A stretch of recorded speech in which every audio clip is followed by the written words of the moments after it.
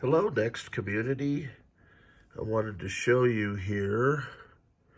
So this is a Sony 1xCDrom.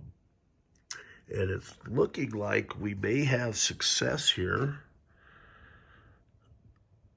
So it's an interesting story behind these CD-ROM drives. NeXT was actually the first company to distribute software for computers on CD-ROM.